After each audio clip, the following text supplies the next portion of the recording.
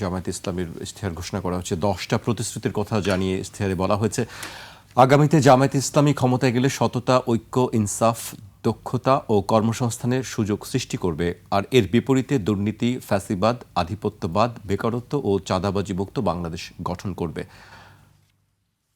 এই বিষয়ে আপনি জামায়াতের ইশতেহার নিয়ে যদি একটু আমাদেরকে বলেন।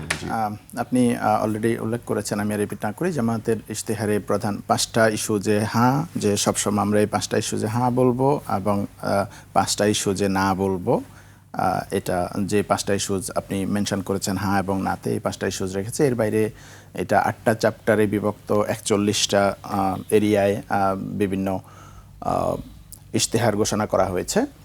প্রধান কয়েকটা প্রমিস, আমি যদি কমিটমেন্ট যেগুলো ঘোষণা করা হয়েছে এটা যদি আমি মেনশন করি, যেমন জামাত হচ্ছে ইকোনমিক পার্টটা আমি যদি ফোকাস করতে চাই, যে জামাত বলেছে তারা একটা smart social security card introduce করবে, যেটা একটা সোশ্যাল সিকিউরিটি অ্যাডমিনিস্ট্রেশনের অধীনে থাকবে।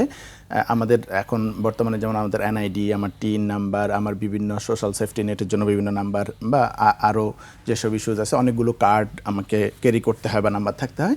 এইটা একটা ইন্টিগ্রেটেড প্রসেস, যেটা অনেকটা ইউএসএস সোশ্যাল সিকিউরিটি নাম্বারের মতো, যে প্রত্যেক সিটিজেনের একটা কার্ড থাকবে, নট নেসেসারিলি যে এই কার্ড বেনিফিটের জন্য, এই কার্ড তার এনআইডি, টিন সহ এই ধরনের সার্ভিসের জন্য, এবং যারা সোশ্যাল সিকিউরিটি বিভিন্ন সার্ভিস পাবে এবং ইভেন তার হেলথ রেকর্ড বা এগুলো রেকর্ড থাকবে এই কার্ডের আন্ডারে, তাহলে ওভারলেপিং বা অন্যান্য হ্যাসেলগুলো কমে যাবে, এক কার্ডের আন্ডারে থাকবে, ইভেন বিজনেস করার জন্য এটা ইউজ হবে। আর ট্যাক্সের ক্ষেত্রে জামাত যেটা বলেছে, যে আমাদের এখন যেমন ভ্যাট 15% এবং ট্যাক্সের বিভিন্ন রেট আছে, জামাত এটা বলেছে গ্র্যাজুয়ালি তারা ট্যাক্স রেট এবং ভ্যাট রেট কমাবে। যেটা যে ভ্যাট, আপনি জানেন যে আমাদের দেশে মেইন সোর্স অফ রেভিনিউ হচ্ছে ভ্যাট এবং ইম্পোর্ট ডিউটি, কারণ আমাদের দেশে ডিরেক্ট ইনকাম ট্যাক্সটা অনেক কম আসে। এটার নানান লুফুলস আছে এবং আমাদের ফাঁকি দেওয়ার নানান কায়দা কানুন আছে, বা আমাদের ইফিসিয়েন্সি কম আছে। সে জায়গাটা জামাত ট্যাক্স বেজ বাড়িয়ে সেটা বাড়ানোর চেষ্টা করবে, এটা হচ্ছে টার্গেট। এবং জামাত বলছে যে আমরা ট্যাক্স রেট কমাবো, কিন্তু আমাদের যে ট্যাক্স অ্যাভয়েড করার যে কালচার সেটা কমাবো থ্রু সার্ভিস, যে আমরা সিটিজেনদেরকে এনশিওর করব যে আপনার টাকা লুটেরারা খাবে না, এই টাকা দিয়ে আপনি সার্ভিস পাবেন সুশাসন এবং দুর্নীতিমুক্ত একটা কালচারের মধ্য দিয়ে। এইটা একটা বড় ধরনের রেভলিউশনারি চেঞ্জ আমি বলবো, যে ট্যাক্স রেট এবং ভ্যাট রেট কমানো। এর বাইরে জামাত যেমন বলেছে 60+ সিনিয়র সিটিজেনদের হেলথ বেনিফিট দেবে পাবলিক থেকে, হেলথ সার্ভিস থেকে, এইটা হেলথ কেয়ারটা ফ্রি করবে। এইটা একটা বড় ধরনের লয়ের কথা বলছিলেন না তুষার ভাই, বলছেন যে প্রতিটা ধর্মের মানুষের জন্য আলাদা লয়ের বিষয়টি একটি লিগ্যাল ইস্যুসটাই আমি আসলে ইয়ে করি, আমার কাছে কপিটা আছে, যদি আমি এখন সাথে আমার ব্যাকপ্যাকের মধ্যে আছে দেখতে পারতাম তুষার ভাই কোন পয়েন্টটা স্পেসিফিক বলছেন। আমি যতদূর পড়েছি এবং যেই পলিসিগুলোর সাথে আমিও ইকোনমিক পলিসির সাথে আমি ইনভলভ ছিলাম প্যানেলিস্ট হিসাবে, তো আমি ওখানে শরিয়া ল বা এই ধরনের কোনো কিছু দেখুন, আমি গত 2 বছর ধরে জামাতের বিশেষ করে জামাতের আমিরের স্পিচগুলো আমি ফলো করি, আমি দেখিনি যে জামাত শরিয়া ল বাস্তবায়ন করবে বা এ ধরনের কোনো কথা বলেছে। জামাত বলেছে এক্সিস্টিং আমাদের যে ল আছে এর মধ্য দিয়ে দেশ চলবে। আর স্পেসিফিক কোনোটা পার্সোনাল লতে তো আমাদের অলরেডি কিছু ল তো ইসলামিক ল আছে, যেমন আমাদের ফ্যামিলি, ম্যারেজ, ইনহেরিটেন্সের যে লগুলো, ভূমি টুমি, এগুলো তো শরিয়া মোতাবেক বা যার যার ধর্ম মোতাবেক হয়, বিয়ে শাদী, ডিভোর্স, এগুলো তো অলরেডি আছে। আমি জানি না এটার এডিশনাল কোনোটা মেনশন করেছে কিনা। আর যেটা উল্লেখ করার মতো, যেটা আমার কাছে মনে হয়েছে জামাত মেনশন করেছে, যে জামাত হচ্ছে যেমন এডুকেশনের ক্ষেত্রে জামাত উইমেনদের জন্য ইউনিভার্সিটি লেভেল পর্যন্ত এডুকেশন ফ্রি করবে, যেটা এখন হাই স্কুল লেভেল পর্যন্ত আছে, এবং একটা বিশ্বের সর্ববৃহৎ নারী বিশ্ববিদ্যালয় করার প্রস্তাবনা করেছে, যে ইডেন কলেজ, বদরুন্নেছা কলেজ এবং গার্হস্থ্য অর্থনীতি কলেজকে নিয়ে।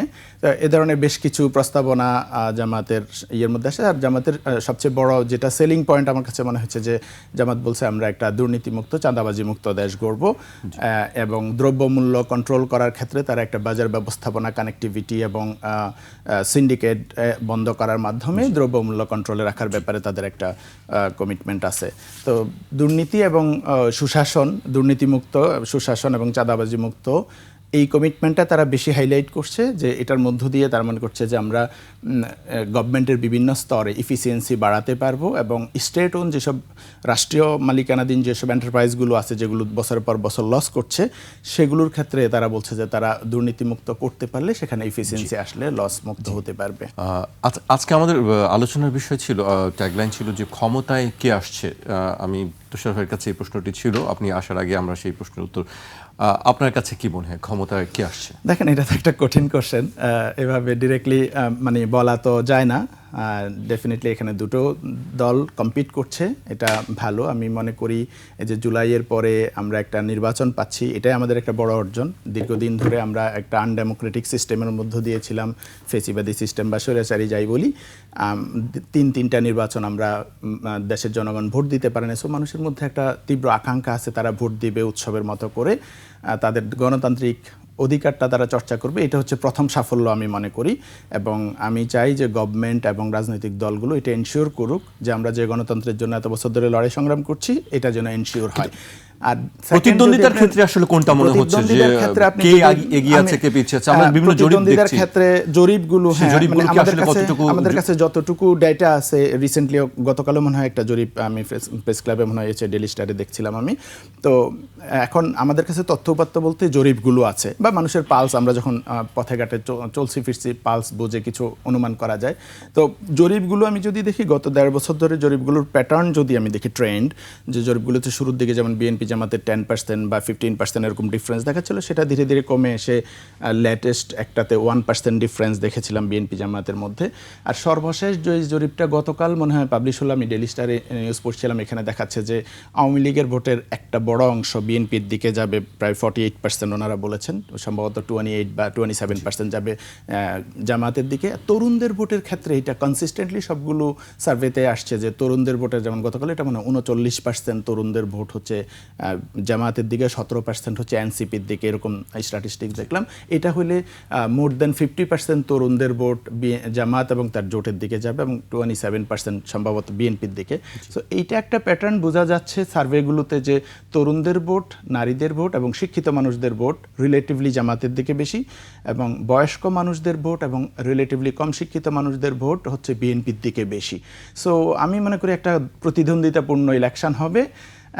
পার্সেন্টেজে যদি খুব ডিফারেন্স নাও থাকে, অনেক সময় কিন্তু আসনের জায়গায় অনেক ডিফারেন্স হয়ে যায়, আমাদের অতীতের ইলেকশনগুলোতে আমরা দেখেছি। সো কে আসলে মেজরিটি আসন নিয়ে জিতবে সেটা প্রেডিক্ট করা একটু কঠিন, কিন্তু ভোটের পার্সেন্টেজের ক্ষেত্রে আমি সার্ভেগুলোর ভিত্তিতে ধারণা করতে পারি যে কাছাকাছি হবে কম্পিটিশনটা। আপনার অবস্থান বুঝতে পারছি।